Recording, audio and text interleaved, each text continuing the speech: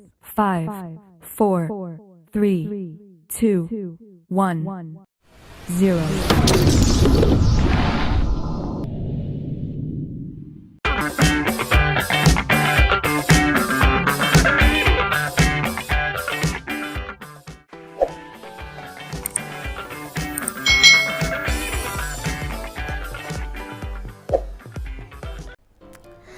Hai hai hai, selamat datang di channel YouTube Kak Citra.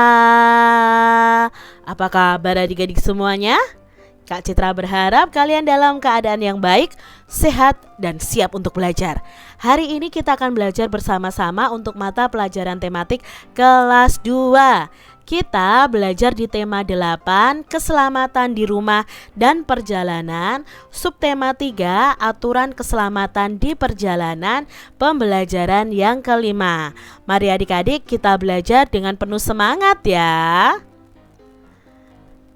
Adik-adik, Udin dan teman-temannya bermain kasti. Mereka bermain di lapangan. Jalan menuju lapangan itu melewati jalan raya. Jika berjalan di jalan raya, kita harus mematuhi aturan yang ada ya adik-adik. Nah, di sini ada gambar nih adik-adik. Amati gambar berikut ini dengan teliti. Ini adalah aturan ketika kita berjalan kaki di jalan raya.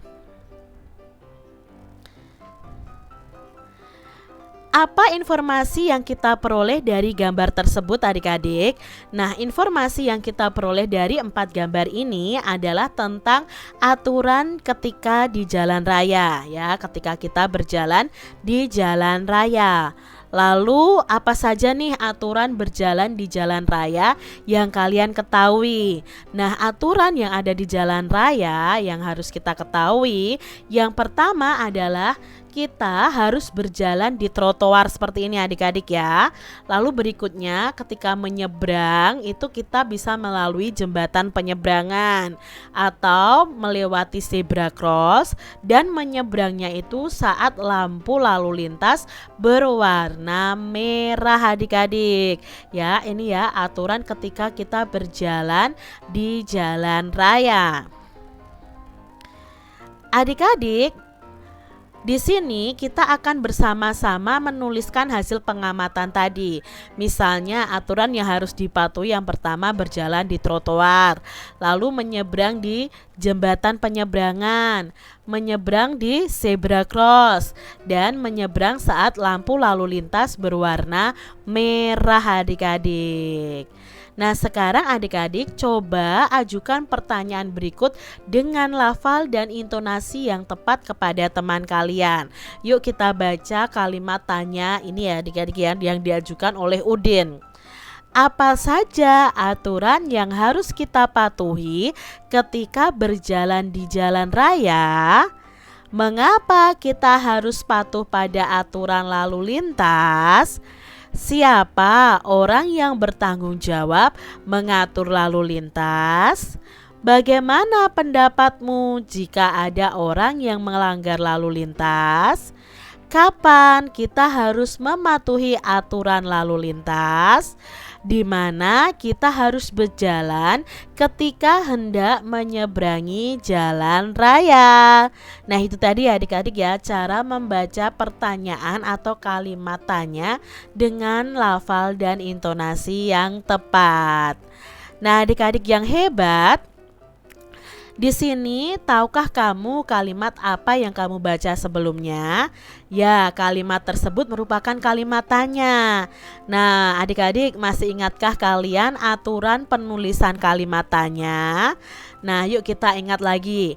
Untuk menulis kalimat tanya itu harus dibubuhi dengan tanda tanya di akhir kalimat. Ajukan pertanyaan dengan menggunakan kata apa, kapan, mengapa, siapa, di mana, dan bagaimana sesuai gambar ini adik-adik. Nah, contohnya ya adik-adik ya, dari gambar ini kalimat tanyanya seperti ini.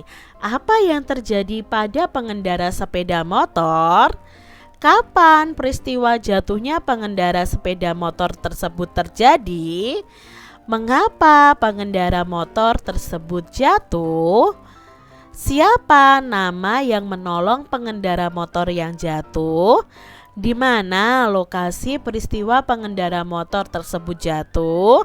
Dan bagaimana pengendara motor tersebut terjatuh?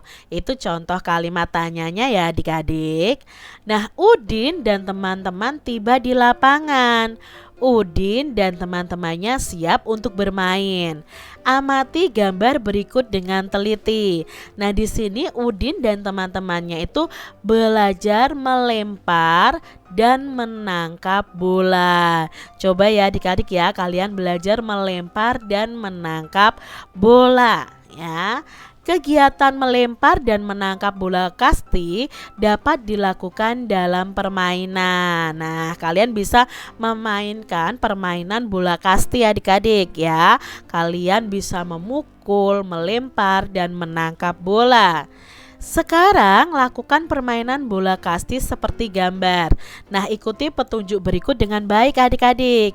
Yang pertama, lakukan dulu nih latihan melempar dan menangkap bola seperti gambar sebelumnya tadi ya.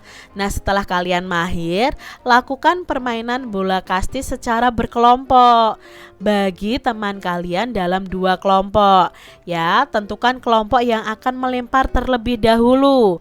Gunakan hitungan 1, 2, dan 3 sebagai tanda permainan dimulai. Nah, jika ada anggota kelompok yang berhasil melempar bola dan mengenai kelompok lain, maka dilakukan pergantian yang melempar. Seperti itu ya adik-adik ya, bisa kalian praktekkan bersama dengan teman-teman kalian. Amati kembali gambar Udin dan teman-temannya bermain bola kasti. Udin dan teman-temannya ini berbeda jenis kelamin. Mereka juga berbeda suku bangsa loh adik-adik. Walaupun berbeda, Udin dan teman-temannya itu bermain dengan akur, dengan rukun. Nah, ini pantas ya dan patut kita tiru adik-adik. Bermain rukun dengan teman ya. Nah, adik-adik, sikap mereka ini mencerminkan sikap hidup rukun dalam keberagaman. Sikap hidup rukun merupakan wujud persatuan dalam keberagaman.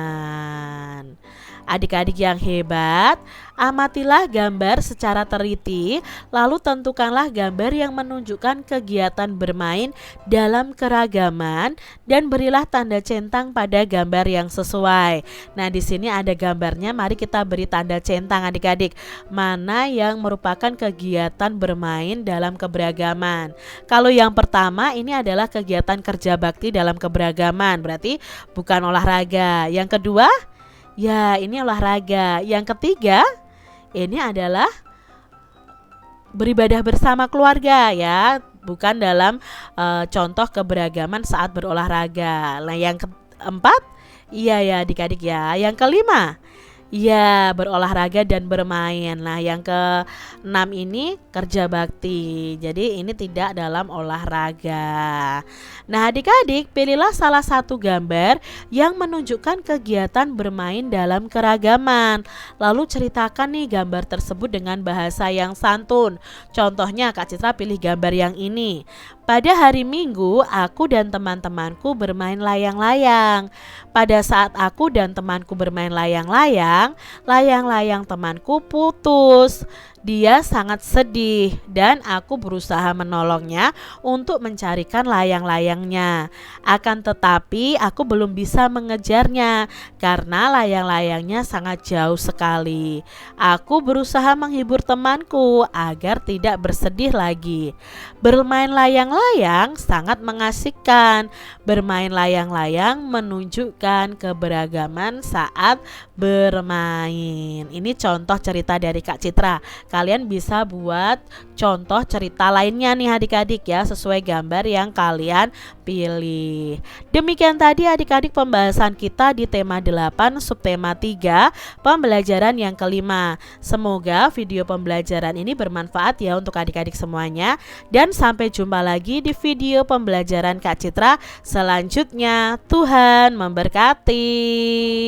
Jangan lupa tekan tombol subscribe, lalu tekan loncengnya, tekan juga tombol like, lalu share ke media sosial kalian. Jangan lupa untuk ikuti media sosial Kak Citra. Terima kasih.